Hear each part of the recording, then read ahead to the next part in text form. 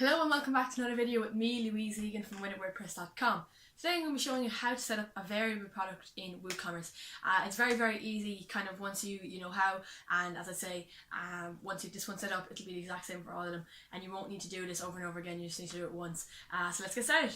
So today I'm going to be showing you how to basically add variable products to your website.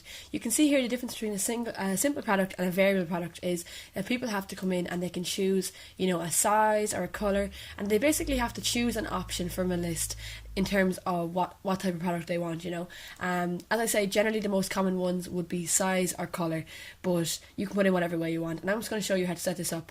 So first of all, before you actually set up your product, what you want to do is you want to go in here to WooCommerce and then products, and you want to go down to attributes. And then once you get to attributes, you can see over here I have one called color setup and I have one called size setup. So these are your actual attributes, and then your variables here will be within these attributes. So size is your attribute, and then within that you have size 10, size 8, whatever it is. So let's just add a new attribute over here. So you can just call it whatever you want. So let's say size, and then you can give it a slug. So I'll say size 1 because I already have size set up. And then the rest is fine, so that's fine. Custom ordering just means that these will be in a custom order, whatever way you want, and then add attribute. And then once your attribute is added in, what you can do is you can come over here and you can configure terms right here, and this way you can add in the different variables into your actual attribute. So you can see here I have size 10 added in, so you can just add in a new size as it says here. So let's say size 10, let's say size 10. Now bear in mind that let's say if you're doing a piece of furniture or something and it comes in 3 different sizes, it doesn't have to be size 10, it can be small, medium or large or whatever it is, because you can give it a name yourself. Slug, then we'll just call it size 10. Size 10, and then you can just give it a quick little description if you want, UK size 10 or whatever it is in there, and you can just add in a new size. So you can just keep doing this until you can see here size 10 has gone in, and if you want to edit it you can. But basically you can just keep doing this until all the different sizes that you're going to be using on your website have been added in here, and that's when you can go and make your new product. So you want to go over here and click on add new.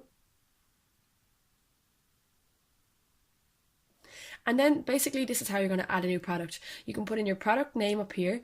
You can put in your description. So basically here's your product name, and then you go down and your description is down here. So anything you put into that box is going to show up here. That's your kind of basics.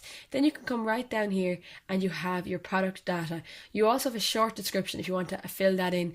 It's just a shorter description of your product, just for kind of Google search and whatnot. But here's your most important thing. First thing you want to do, you want to change this, click on the drop down here and click on variable product. And that way it'll turn into something that has different options.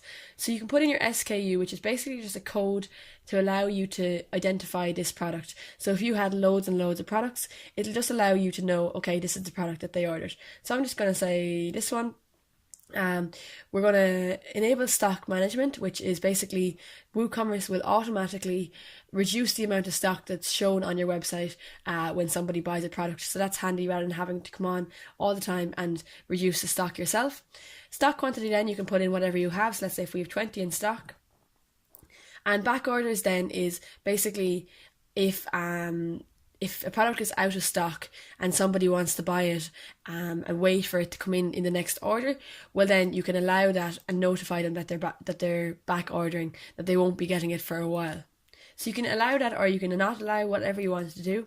Sold individually then means that you can only buy one of this product in each order. I'm not really sure why you would want to do this, but you might, so the option is there if you'd like to. Shipping, then you can set up all your shipping, choose a shipping class if you have different shipping classes depending on the weight of the product.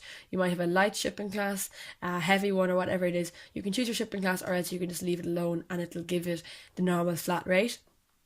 And then linked products is basically if you go down to the bottom of this, you can see here that I have related products. That is cross sells, and then upsells is something like complete the look, that if you showed 2 products in here, let's say if I wanted to sell them this bra as well, I could say complete the look, and that would be an upsell, a link to the bra. Attributes then is where we get into our our actual variable product. And this is the difference between the variable and the single product. So you want to click on the drop down and choose the attribute that you made and click add. And then you have, you can use these. So visible on the product page, tick. Use for variations, tick. Then you can select your terms. So all the terms that you have added in your attributes page should come up here once you click on this. They should have a drop down and you can just click on them all and add them all in, and that way they'll all just show up on your website like this. When people drop down, they can see exactly what size they want to get. So once that's done, you can click on Save Attributes. So make sure that your variations is ticked, because otherwise you won't actually be able to use it and it won't work properly. So once that's saved, then you can go to Variations and you can drop down and click Add Variation, leave it on Add Variation and click Go. Now you can choose here the size that you want to add in. So you can just choose size 10. So you've already added in size 10 as one of the attributes, and now you're adding it in as one of the variations. I know it's kind of a double step, but that's what you have to do. So you add in your size 10 and you save changes.